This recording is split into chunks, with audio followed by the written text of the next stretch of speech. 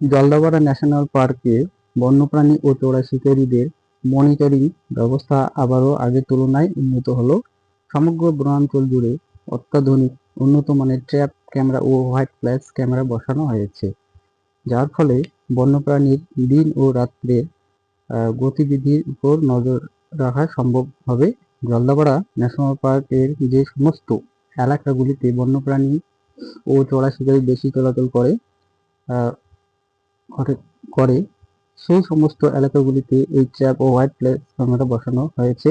সংবাদ সূত্রে জানা যাচ্ছে 2 বর্গ কিলোমিটার আয়তনে 105 গ্রিডে ভাগ করা হয়েছে। এর ফলে বন্যপ্রাণী চলাচলের পথ ও চড়াই শিকারীদের পথ নির্ধারণ হবে। প্রতি গ্রিডে 2টি করে ডবল সাইডেড ট্র্যাপ ক্যামেরা ও হোয়াইট ফ্ল্যাশ ক্যামেরা বসানো হচ্ছে। যে কোনো দিক থেকে চলাচল বন্যপ্রাণীদের ছবি ধরা পড়বে। বন দপ্তর সূত্রে জানা যাচ্ছে সকল গ্রিডে ট্র্যাপ ক্যামেরা ও হোয়াইট ফ্ল্যাশ ক্যামেরা সফলভাবে বসানো সম্ভব হয়েছে।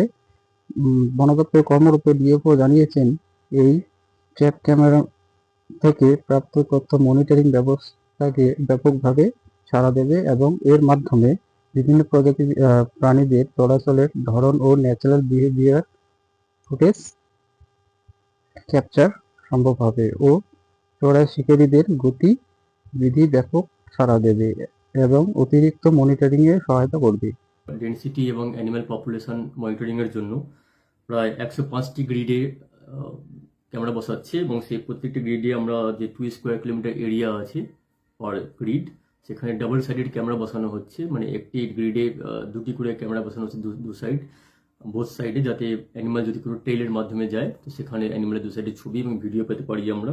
তো এই ক্যামেরা 2 ধরনের ক্যামেরা বসানো হচ্ছে। একটি ইনফ্রারেড ক্যামেরা যেটা রাতের অন্ধকারে ছবি এবং ভিডিও তুলবে, এবং আরেকটি হচ্ছে white flash camera, normal camera. তো দুটো করে ক্যামেরা বসানোর মাধ্যমে আমরা সেই অ্যানিমালের যেমন তার গতিবিধি, তার করিডোর, তার বাসস্থান সম্বন্ধে অনেক কিছু গুরুত্বপূর্ণ তথ্য সংগ্রহ করতে পারবো।